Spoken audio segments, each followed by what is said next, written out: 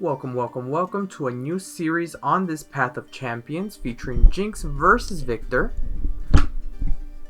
And today we'll be talking about how I was able to beat Viktor in Jinx as opposed to doing it the normal way where I take you through the whole path of me doing this.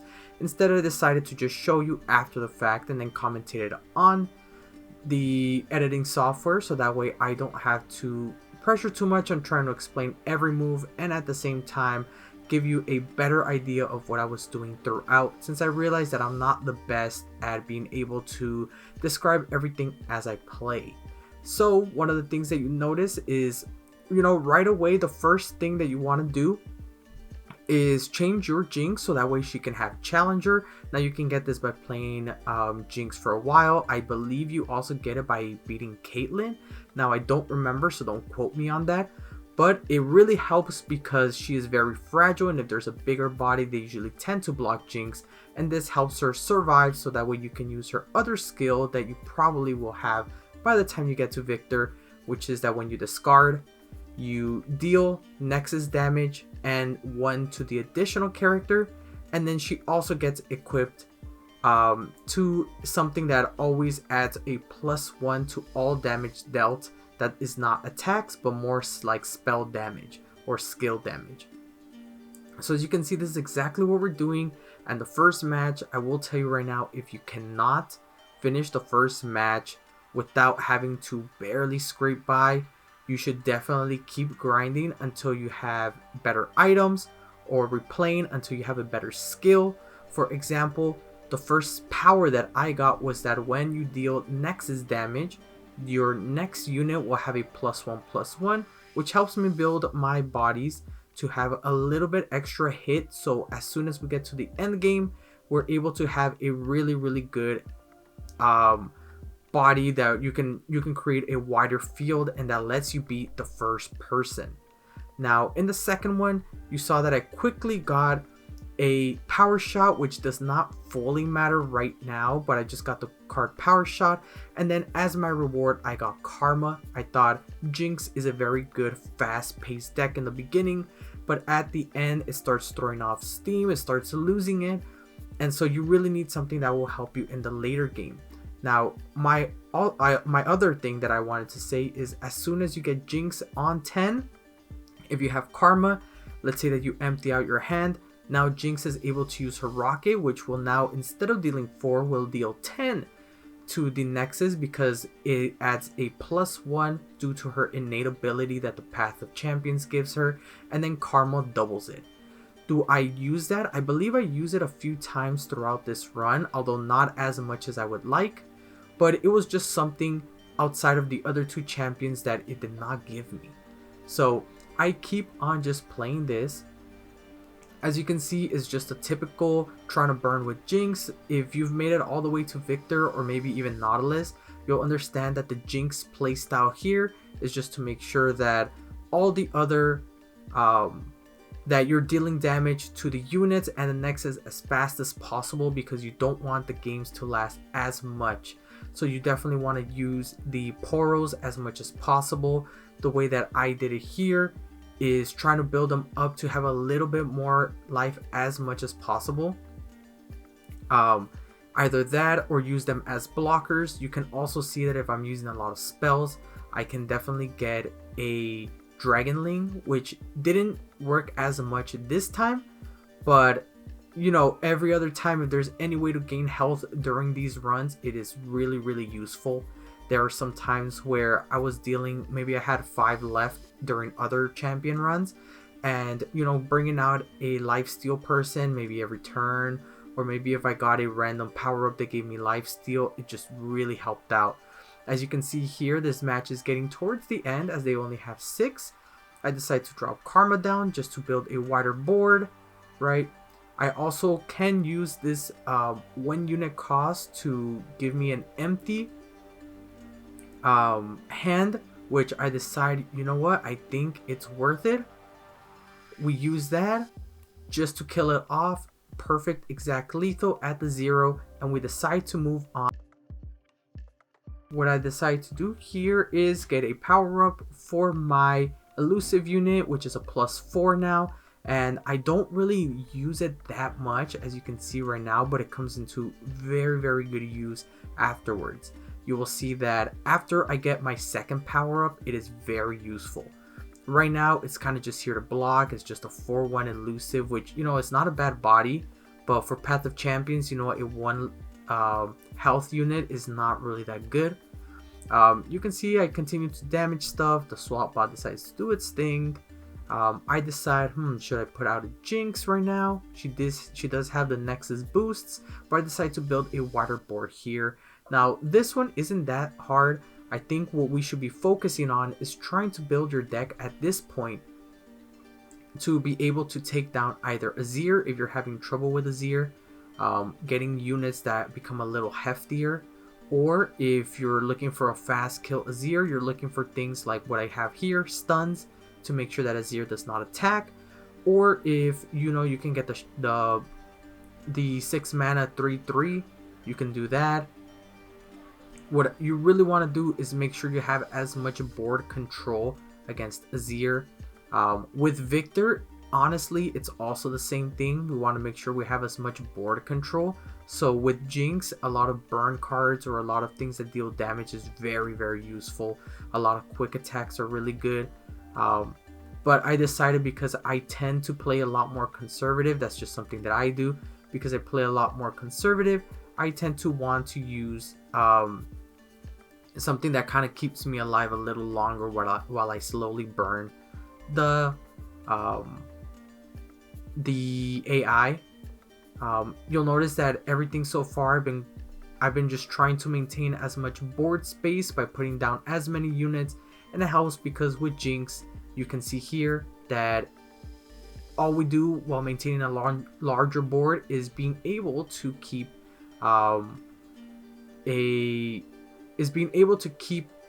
presence on the board and getting my rocket. The rocket does so much damage here, so much that they can no longer develop past this because it's an AI. That's another thing, get used to AI.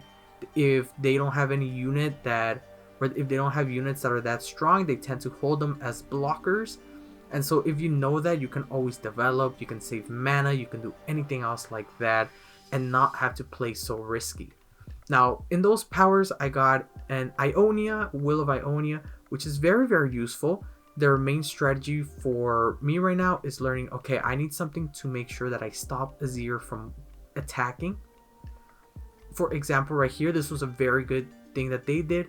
The ephemeral unit decided to spend their mana to block. I don't know why the AI did that, but I was able to use my quick 0/0 cost spell in order to kill him, so I can keep a longer board for me to do open attacks.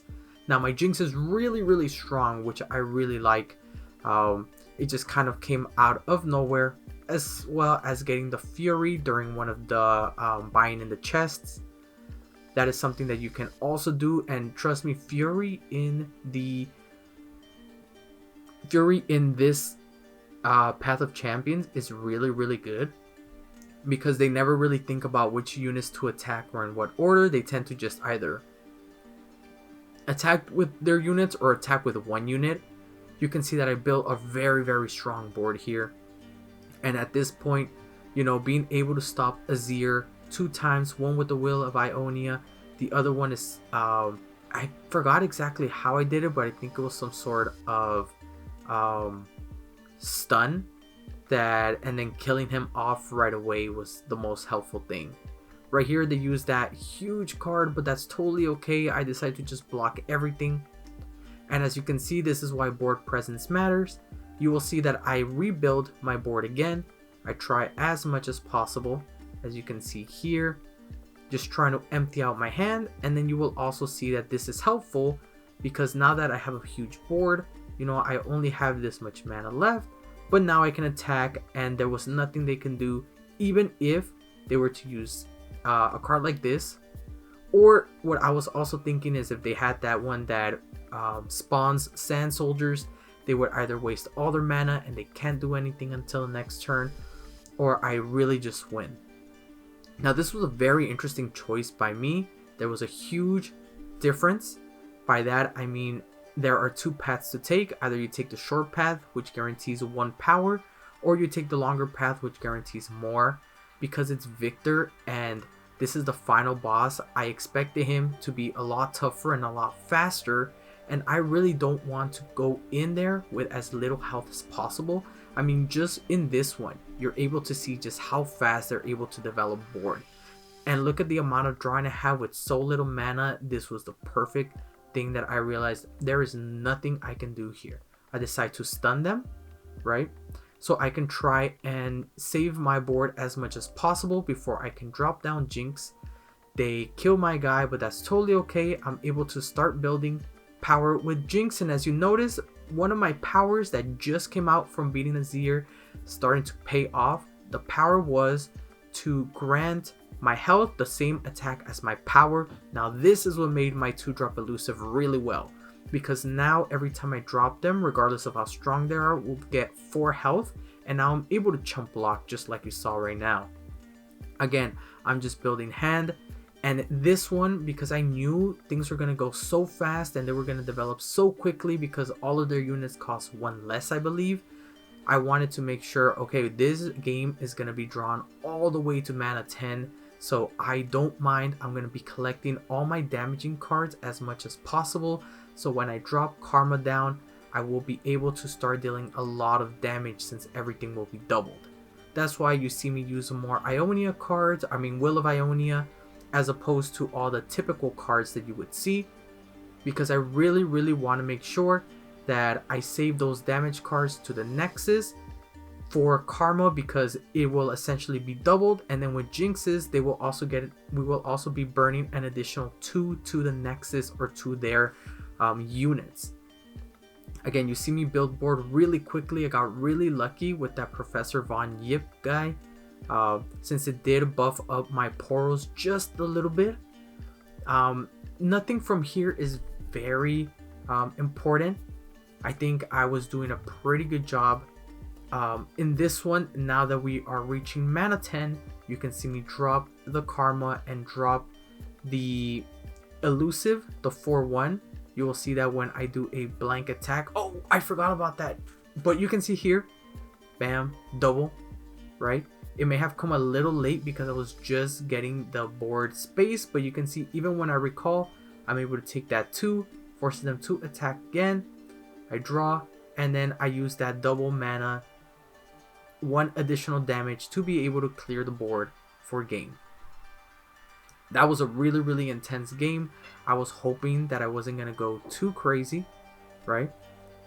But right here I decide to just battle Viktor as soon as I get my Poros. So every turn I get a free Poro. The reason why is because I know they're going to build their board super fast. Just look at how quick. Mana 3, they already have a 4-5 tough, and they have a 3-3 regeneration elusive. As soon as I saw that, I'm like, yep, I'm losing this match for sure. Look at their 0 cost fearsome 3-3 before mana 4, right? This is without me even drawing Jinx, so I knew, okay, right away, I cannot hold on to Karma. I need to mulligan her right away. Even if I were to do Will of Ionia, they just attack it. There's nothing really that I can do. The best thing that I can do is now with my elusive and 8-8, I am able to kind of deal some damage, but at this point I have no idea how I'm gonna beat this. I think maybe with my elusives I'm able to beat them off, build as much Poro board as possible, but I see them drop the augmented mimic, which at this point is GG. How am I able to beat a 9-10 elusive tough with regeneration and fury? That is probably one of the strongest units ever. Shoutouts to Pantheon. Now that it came out, it is basically that, except right away. So right here you can see me wiping my tears. This is a good game. There's nothing I can do. I try to build board, but with their strong elusives, look at what I can do. There's not much. They can block with the tough. It has regeneration. What I should have done was try to kill that Poro with regeneration as fast as possible, but I was not expecting an augmented mimic to come out. I did not expect them to get that kind of card. If I knew, I wouldn't have stunned them. I would have let the portal block me instead and possibly build a board a different way. So you just saw me on that nasty defeat. We have a revive. If you don't have a revive by the time you get to the last challenge, which is Viktor, then I don't really know what else to tell you, because you are way better than me. We get the revive like on level 10 or something. So if you're able to get it before I am, if you get to Viktor without a free revival token, I have no idea how you did it. Right here, it becomes a little bit easier. Why? Because I kind of drew slightly better, and with the portals there, I am doing okay. Now you can start seeing that I'm trying to figure out how to kill these things as much as possible, and you can see that I'm trying to figure out, okay, if I have something that can deal 3, how are they gonna block? I assume they're gonna try to block with Viktor, and that's perfect because now I can kill him. That's why I was waiting for that. I'm not trying to kill the 1/1 drops. You know, now they're huge, but I was not trying to beat them. They don't have overwhelm. One of them actually does, and that's the one I stun now, because that is going to deal a lot of damage to me. Besides that, everything else is going to be okay. I can just block these. They're not taking damage, while I slowly build up enough mana that I can take them on, and at the same time be able to start looking for more damaging cards during their turn. For example, that 6 cost deal 3 to 2 targets. That's exactly what I'm looking for. Right here is totally okay. I rather trade with that guy since blocking him does not matter. I'm looking for something with a lot of life. I might use, yes, that's exactly what I want to do. I want to stun the overwhelm unit again, as much and as strong as he's getting. That's totally fine. I decide to also stun the 8/8 because I have nothing to block. I'm trying to think if it's worth stunning him or if it's worth just blocking, and I think it was better to recall the other guy. My thought process was, if I get an augmented gimmick or augmented mimic on here, it's pretty much GG. So I need to keep elusive away from that unit. Sure, just randomly it can get elusive, but at that point it was just a game of luck. There's nothing I can do if all they had was summon a mimic and they had elusive. So I just keep on going. I have an elusive blocker now, totally cool. And you can see that I'm constantly trying to stun that overwhelm guy. I was getting so lucky that I was getting those stops, but I know if I get Karma 2 mana 10, it is GG. Karma is such an insane, what would you call it, an insane champion. I draw the Jinx just in time. They get a glorious evolution, so any of their cards are going to become super buff. You can see that I'm thinking, should I trade this with my elusive? Should I trade my 8/8 elusive with their submarine cat thing? I say yup, because again, I don't want the augmented mimic to be there. So I say, you know what? Now Karma gets into 10, into busted mode Karma. Alright. I happen to get a portal that gives me a pretty good 2/2 blocker, right? And now this is where it starts coming into play. I start seeing easy. And just like that, I kill 2 of their people to try and get their board. I also have another shock that will essentially deal 8. Look at how quick and easy I am able to burn their board at this point. This is why I said if I did not have Karma, it would have to be extreme offense. I'm able to chump block here, totally okay, because what I want to do is empty out my hand so I can get that rocket from Jinx. You can see that none of this is really helping. Even if I were to cast my 0 card cost burst, it wouldn't really help because it would just give me 2 extra cards in my hand. And so I'm thinking, should I attack and lose some of my board so I can put more elusive portals on the field? I might do that. I don't remember this. This was recorded last week. And I start thinking, yup, I'm probably gonna get rid of that one, the stress testing, because I'm not really gonna use it. And as you can see, the Karma, I completely forgot. so I had to burn a lot of my Poros. The cool thing was that one of my Poros had Augment, Spell Shield, and Elusive, and so I was able to power him up into a 7 Elusive, which is very, very good. As you can see now, I am slowly gaining back control. You can see that their field is also getting control back, but I don't think it's going to be fast enough. You can see me constantly checking how much life I have. That +3 is going to be totally okay. I'm waiting to use the Will of Ionia for that specific moment, the Mimic. There was no way I am letting that thing on my site. I used the burst speed specifically to get the rocket and be able, look at that, one rocket, bam, second rocket, clears the board. This is exactly what I was intending from the very start, and I'm very glad I was able to show off that combo.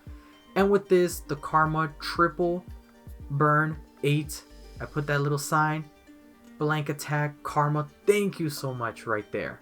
And that is how you beat Viktor. Make sure to find a lot of board presence. Look for cards that give you a lot of board presence and give you cards that are able, or powers that are able to burn out their units. That's exactly what you're looking for when you have Jinx. I think this was a very good demonstration.